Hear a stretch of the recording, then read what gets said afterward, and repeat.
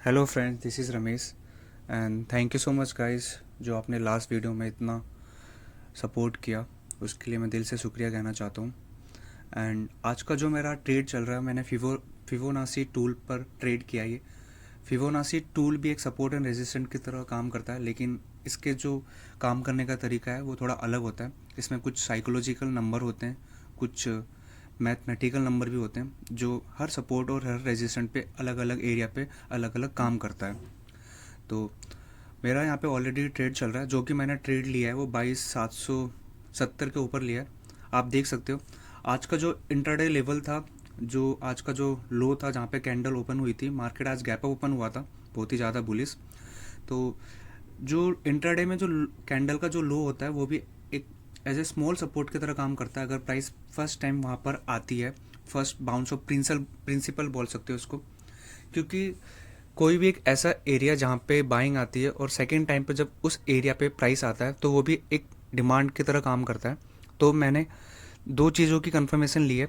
सबसे पहले तो मैंने 5 मिनट के टाइम फ्रेम में ये जो ऊपर का जो रेजिस्टेंट जोन है, ये मैंने प्रीवियस डे को देखकर ऑलरेडी मार्क कर दिया था। तो मेरे को जो डिमांड जोन था वो बहुत काफ़ी नीचे मिल रहा था। तो इसको चीज़ को देखकर मैंने सोचा कि अगर डिमांड जोन इतना नीचे तो मेरे को सेलिंग की तरफ एंट्री लेनी पड़ेगी, जो कि यहाँ पे सिनेरियो नहीं मिल रहा था। तो मैंने कल के चार्ट को देखकर, कल के प्रीवियस डे के लो कर देखकर आज के हाई तक मैंने एक फिबोनाची टूल को ड्रॉ किया। तो जो 23 का जो 0.23 का जो जोन होता है, आज का जो ये बेरिस कैंडल है जो कि अभी चल रहा है, उसने उस जोन को ब्रेक किया, लेकिन नेक्स्ट जो कैंडल की जो मूवमेंट आई वो सस्टेन नहीं किया। वहाँ पे एक बायर की कैंडल आई। तो इस चीज़ से क्या पता चलता है, जो फिबोनाची टूल का जो जोन है वहाँ पे ब्रेक तो हो गया है, लेकिन उस जोन को सस्टेन नहीं किया। अगर सेलिंग इतनी प्रेशर में आ रही है तो नेक्स्ट कैंडल भी बेरिस आनी चाहिए, लेकिन उस कैंडल का फॉलो ऑफ नहीं आया। फॉलो ऑफ आना बहुत ज़्यादा इंपॉर्टेंट होता है। तो आप ये चीज़ें देख कर ट्रेड लिया करो। तो मैंने यहाँ पे क्या किया, जो इतनी बिग बार रेड कैंडल अगर बन रही है, इतना अगर ऑपरेटर लोग इतना सेलिंग की तरफ प्रेशर दे रहे हैं, तो नेक्स्ट कैंडल भी ऑटोमेटिक वहाँ पे बेरिस आनी चाहिए, जो कि नहीं आई। तो नेक्स्ट कैंडल बायर की आई। तो बायर इतने स्ट्रांग है, और आज के लो पर मैंने सपोर्ट जोन मार्क किया, वहाँ पर सेम प्राइस आया, और वहाँ पे मेरे को कुछ ऐसा चार्ट फॉर्म और कुछ ऐसा प्राइस एक्शन फॉर्म होते हुए दिखा, तो मैंने वहाँ पे ट्रेड लिया। तो देखो अभी ट्रेड चल रहा है, और अभी कुछ दिनों से मार्केट बहुत वॉलेटाइल चल रही है। बीटीएसटी बहुत काफ़ी अच्छा चल रहा है। जो बीटीएसटी ट्रेड करते हैं उनके लिए बहुत काफ़ी अच्छा है। अगर उनको डायरेक्शन पता है कि हाँ कल मार्केट कैसे ओपन होने वाला है, तो उनके लिए बहुत अच्छा ट्रेड मिलेगा यहाँ पे। तो मैं तो इंटरडे कर रहा हूँ। इंटरडे में तो बहुत काफ़ी डिफ़िकल्ट हो जाता है जो उनको फाइंड आउट करना। तो देखो यहाँ पे क्या होता है, लेट्स सी।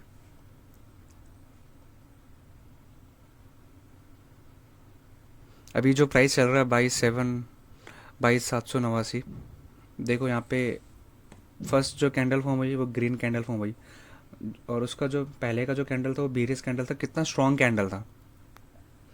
अब उस स्ट्रॉन्ग कैंडल के 50% को उसने क्लोज कर दिया ग्रीन कैंडल ने। अगर ये स्ट्रॉन्ग कैंडल होती तो उसके नीचे लो ब्रेक होने के बाद कैंडल में फॉल ऑफ आता, जो कि बिल्कुल नहीं आया।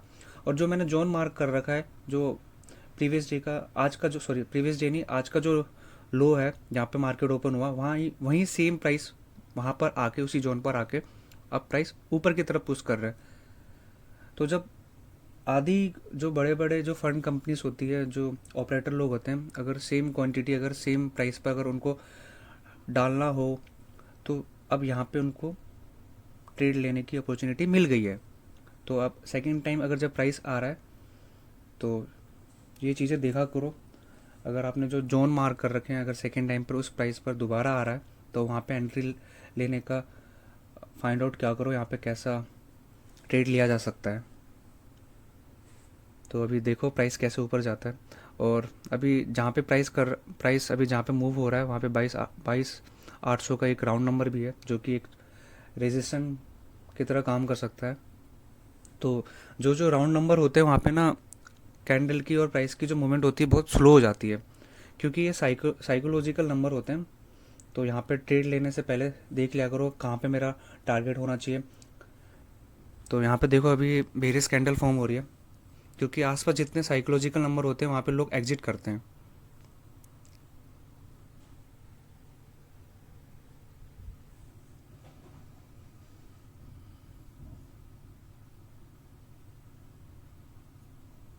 और मैं ये नहीं कहूँगा मैं अपनी तारीफ़ कर रहा हूँ, मैंने जितने भी जोन मार्क करे हर ट्रेड में मैंने लाइव दिखाया आपको मेरे जो जोन होते हैं कितने परफेक्ट काम करते हैं। तो इसको बोलते हैं एक परफेक्ट एनालिसिस। एक परफेक्ट एनालिसिस कैसी करी जाती है, परफेक्ट जोन कैसे फाइंड आउट किया जाता है, प्रीवियस डे के सारे चार्ट के बिहेवियर को समझकर, प्राइस एक्शन को समझकर, ये चीज़ें देखकर एनालिसिस करी जाती है। तो देखो मैंने जो जोन मार्क करता हूँ एकदम परफेक्ट मार्क करता हूँ, और उन्हीं जोन पे जब प्राइस आता है कैसा वहाँ पे प्राइस एक्शन शो हो रहा है उस चीज़ को देखकर मैं ट्रेड लेता हूँ। तो अगर आप अच्छी स्ट्रॉन्ग एनालिसिस करते हो तो आप एक अच्छे ट्रेडर भी बन सकते हो। और एनालिसिस के बाद सारी चीज़ें देखनी पड़ती हैं, कहाँ पे ट्रैपिंग हो रही है, कहाँ पे लिक्विडिटी है, वो तो एक्सपीरियंस के हिसाब से आते रहते हैं धीरे धीरे। तो पहले आप चीज़ें देखो, एनालिसिस में ज़्यादा फोकस क्या करो। और अगर इंट्राडे ट्रेडर बनना चाहते हो तो उसके लिए एनालिसिस बहुत ज़्यादा स्ट्रांग होनी चाहिए।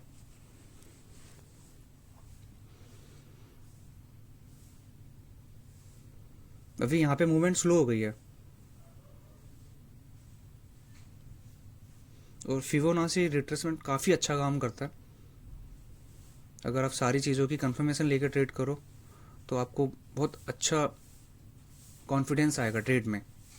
अब ये चीज़ें देखो, आप 22,791 पे अभी प्राइस आ गया। अब ये जो दो रेड कैंडल बनी है इसके अप साइड ब्रेक होने के बाद अभी यहाँ पे मूवमेंट आएगी। अब जब मूवमेंट आएगी, जब 22,800 पर जब प्राइस फर्स्ट टाइम जाएगी तो वहाँ पे मूवमेंट स्लो हो जाएगी। किस वजह से? क्योंकि वहाँ पे एक छोटे रेजिस्टेंट की तरह काम कर सकती है।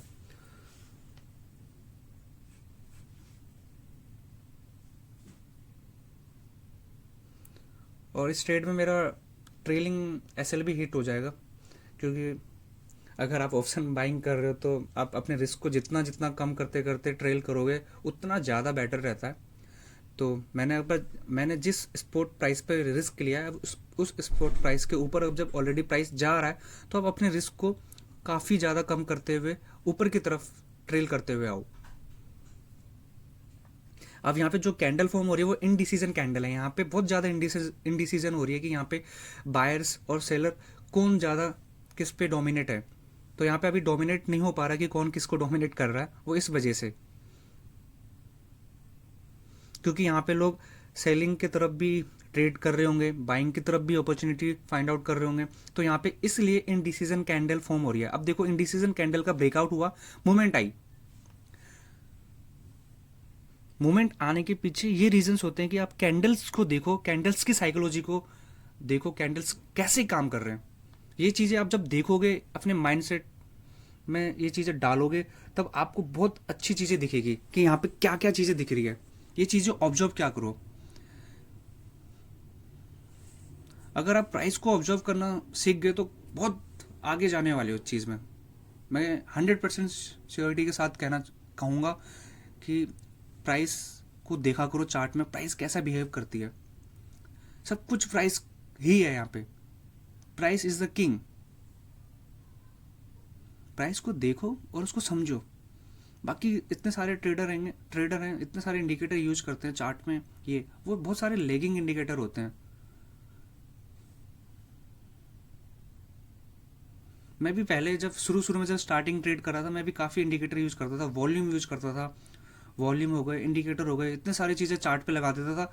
और इन सब चीज़ों को देखकर ऐसी कन्फ्यूजन होती थी मेरे को कि ये चार्ट में क्या क्या चीज़ें लगा दी, इसको देखूँ या उसको देखूँ, या फिर ये जो जोन मार्क किए हैं ये काम करेंगे नहीं करेंगे, या इंडिकेटर पे जाऊँ। इतनी सारी चीज़ें देखेंगे और इतने सारे कन्फ्यूज कर देंगे आपके ट्रेड में। सिंपल रखो ट्रेड को और उतना अच्छा रखो।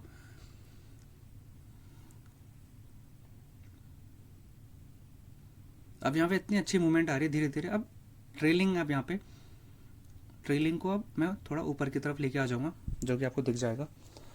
और मैं मानता हूँ मेरा इसमें टारगेट हिट नहीं होगा, क्योंकि टारगेट हिट होता है बाद में, होता है मेरे एग्जिट होने के बाद। और मार्केट हमेशा यही करती है, पहले हम जैसे लोगों को किक आउट करती है मार्केट से, फिर देन टारगेट हिट करवाती है। तो मैंने जो टारगेट रखा है, जहाँ पे मैंने रेजिस्टेंस जोन मार्क किया है, वहाँ पे टारगेट एक होना चाहिए एग्जैक्ट। लेकिन अगर मैंने अपने रिस्क को एसएल के साथ ऊपर की तरफ लेके आया हूँ, अगर हिट हो रहा है तो वहाँ पे निकल जाओ। अब यहाँ पे जो मैंने स्काई ब्लू की एक छोटी सी लाइन जो ड्रॉ करी है वो मेरा एसएल की तरह काम करेगी, स्टॉप लॉस एसएल जो मैंने ट्रेल किया है। तो यहाँ पे अगर इस कोई भी अगर कैंडल इस लाइन के नीचे अगर क्लोज करती है तो मैं यहाँ पे एग्जिट कर दूंगा।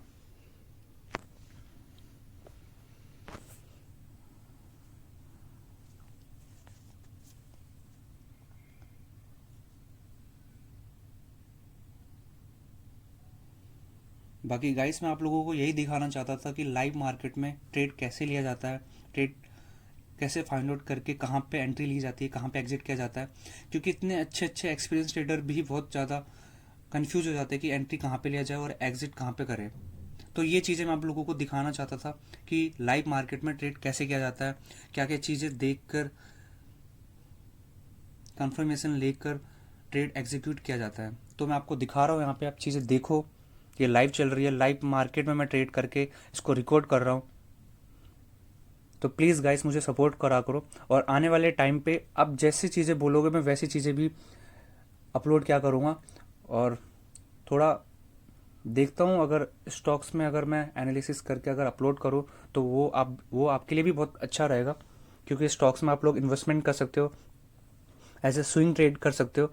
तो मैं अच्छे से अच्छे स्टॉक्स में एनालिसिस करके मैं उस वीडियो में वो वीडियो अपलोड करूँगा अपने यूट्यूब चैनल पर।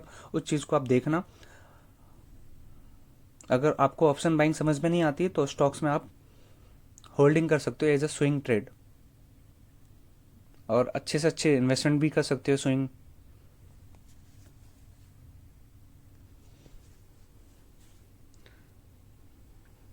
आप प्लीज़ मेरी वीडियो को लाइक कर दिया करो गाइस। मैं इतनी मेहनत कर रहा हूँ वीडियो रिकॉर्ड करने में, प्लीज़ थोड़ा सा सपोर्ट चाहिए आपकी तरफ से। लेकिन हाँ, सपोर्ट बहुत ज़्यादा मिल रहा है आप लोगों की तरफ से, मेरे को बहुत खुशी होती है। लाइक इतने इतने सारे लाइक करते हो, कमेंट्स करते हो, मेरे को बहुत ज़्यादा खुशी होती है। इसके लिए दिल से शुक्रिया दोस्तों।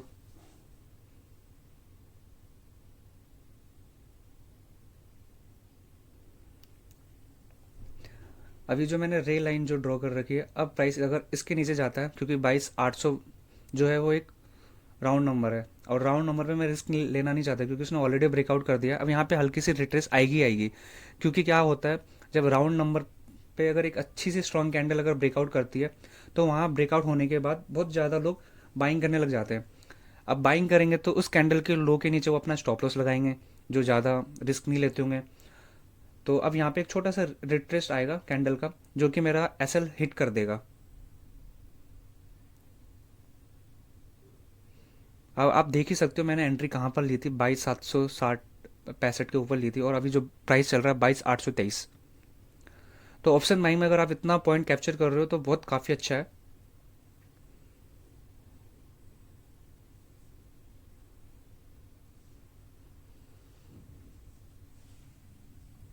अब यहाँ पे जो रिट्रेसमेंट आएगी शायद मेरा ट्रेलिंग है, एसएल हिट करके मार्केट ऊपर की तरफ जाएगा, लेकिन उससे कोई फ़र्क नहीं पड़ता। आपने जो रिस्क और रिवॉर्ड लगाया है, अगर आप डिसिप्लिन के साथ अगर यहाँ पे चीज़ें मेंशन कर रहे हो तो उस चीज़ को एक्सेप्ट करो और देन एग्जिट मार्केट से।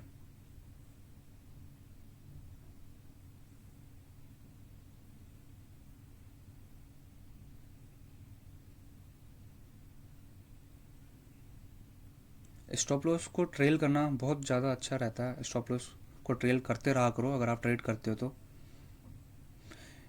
क्योंकि अगर आप इस माइंडसेट के साथ आओगे, अगर मैंने यहाँ पे स्टॉप लॉस लगा रखा है और यहाँ टारगेट लगा रखा है, या तो मैं स्टॉप लॉस लूँगा या तो टारगेट लूँगा, तो ये चीज़ें मत करा करो दोस्तों, क्योंकि इसमें आपका ही नुकसान है। अब सोचो इतने देर ट्रेड में बैठ के, या आप स्टॉप लॉस ले रहे हो या तो टारगेट ले रहे हो, सोचो टारगेट नहीं हो पा रहा, वहाँ पे प्राइस वहाँ पे नहीं जा रही है, कुछ ऐसी मूवमेंट आ गई, सोचो एक कैंडल में आपका स्टॉप लॉस हिट कर दिया, तो सोचो वहाँ पे आपका बहुत बड़ा नुकसान हो गया, क्योंकि आपने जो टाइम दिया ऑप्शन बाइंग में, वहाँ पे ऑप्शन बाइंग में एक टाइम वैल्यू होती है थीटा की, और थीटा अगर डीके हो गया तो सोचो कितना प्रीमियम आपका कम हो जाएगा, डेल्टा की वैल्यू कम हो जाएगी, उससे आपके जो लॉस हुए वो काफ़ी बढ़ जाएंगे। तो इसलिए इम्पोर्टेंट है ट्रेल को सिप करते रहना।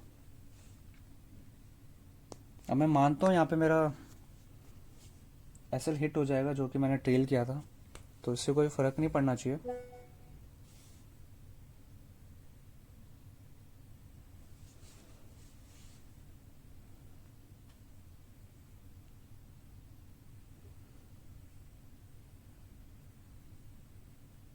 अब जिनको जैसे ट्रेड अगर मिस हो जाता है, ठीक है, फोमो में बहुत ज़्यादा लोग ट्रेड ले लेते हैं।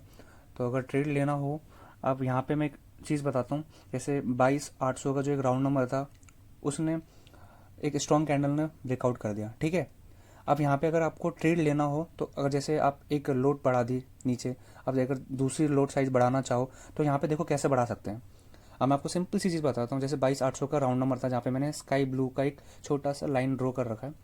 अब यहाँ पे अगर हल्की सी एक रेड कैंडल आती है सेलिंग की, तो वहाँ पे रिट्रेसमेंट हो जाती है। कि इससे क्या पता लगता है कि हाँ, यहाँ पे बायर्स लोगों ने प्राइस को ऊपर की तरफ पुश किया, लेकिन यहाँ पे एक यहाँ पे हमने अपॉर्चुनिटी भी दी सेलर्स को कि हाँ, आपको यहाँ पे सेलिंग करनी है तो आप प्राइस को नीचे ले जाओ।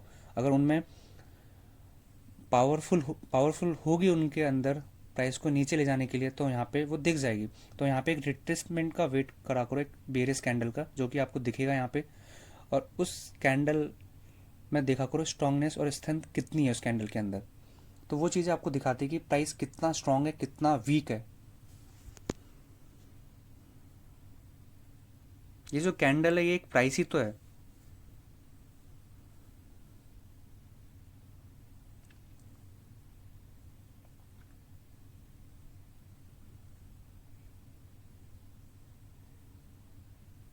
अब यहाँ पे मूवमेंट थोड़ी स्लो हो जाएगी।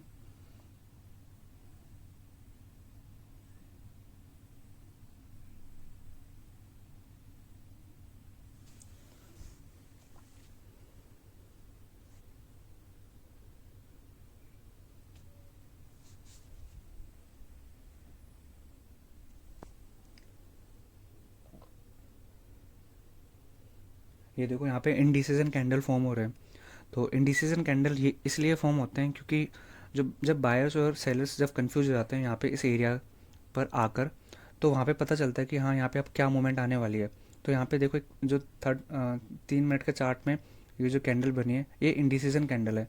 अगर इस कैंडल का हाई अगर ब्रेक होता है तो यहाँ पे फिर मूवमेंट आएगी। अब देखो यहाँ पे कैसे फॉर्म होती है, आप देखना, जस्ट इस कैंडल को देखना।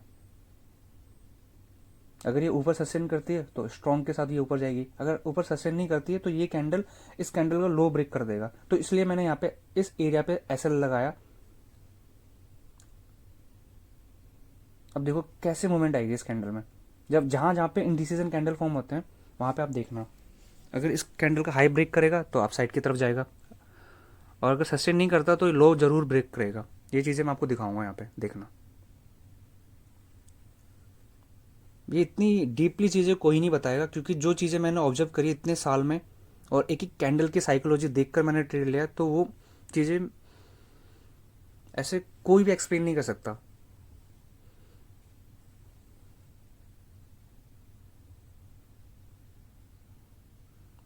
जस्ट लेट्स सी, अगर इस कैंडल का ब्रेक होता है तो ये प्राइस ऊपर की तरफ जरूर जाएगा। इस कैंडल का क्लोज होने का वेट करो।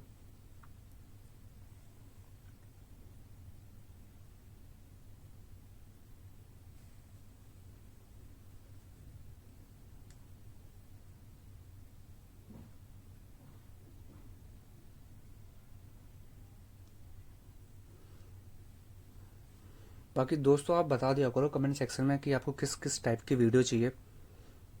मैं वैसे ही वीडियो अपलोड ज़रूर करूँगा। अभी ज़्यादा से ज़्यादा जो कमेंट्स आ रही, लोग बेसिक पे ज़्यादा फोकस कर रही है कि बेसिक पे वीडियो डालना स्टार्ट करो। बेसिक पे ना डालने का जो रीज़न है वो कुछ और है, मैं आपको बता दूंगा बाद में। क्योंकि अगर मैं बेसिक वीडियो अपलोड करूँगा तो लोग सोचेंगे कि जो ये ट्रेड कर रहा है ये लड़का, ये अभी बेसिक पे ही है। तो इसलिए मैं अभी लाइव मार्केट पे रिकॉर्ड कर रहा हूँ। ये देखो अब कैंडल कैसी फॉर्म हुई।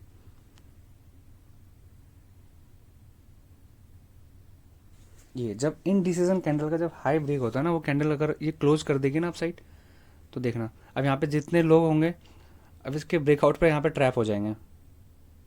ये देखो, ये कैंडल सस्टेन नहीं हुई। हाई ब्रेक किया लेकिन सस्टेन नहीं हुई। सस्टेन और प्लस कैंडल की क्लोजिंग ब्रेकआउट पे बहुत ज़्यादा इंपॉर्टेंट है, जो कि ये अभी क्लोज नहीं कर रही है।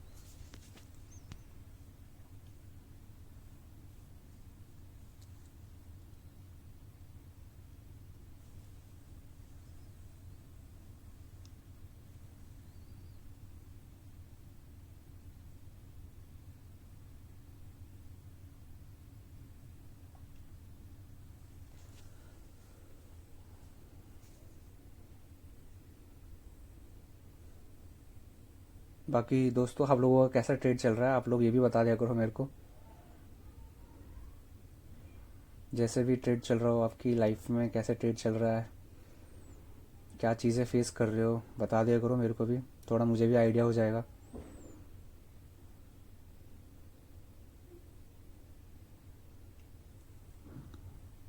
बाकी प्लीज़ ऐसे ही सपोर्ट करते रहो। ऐसे सपोर्ट करते रहोगे तो आने वाले टाइम पे मैं ज़्यादा अच्छे कंटेंट बना पाऊँगा ट्रेडिंग से रिलेटेड।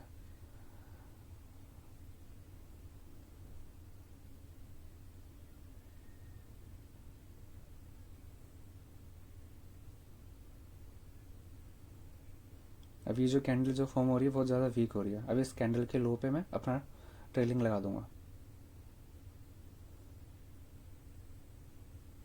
क्योंकि अगर आप ऑप्शन बाइंग कर रहे हो, अगर आपके प्राइस पे मूवमेंट नहीं आ रही फास्ट, तो आप वहाँ पे सोचा करो निकलने की। और यहाँ पे देखो कितने रेजिस्टेंट एरिया भी हैं जहाँ पे ये कैंडल्स हैं। ये देखो कैसे कैंडल्स बन रखे हैं यहाँ पे, जहाँ से पहले एरिया से जब सेलिंग आती है तो उस एरिया में जब इम्बैलेंस करता है प्राइस को, तो वहाँ से भी सेलिंग आने के चांसेस होते हैं। इस एरिया को ऑर्डर ब्लॉक बोला जाता है। ये बताऊँगा क्या चीज़ें होती है, बहुत ज़्यादा एडवांस चीज़ें होती है।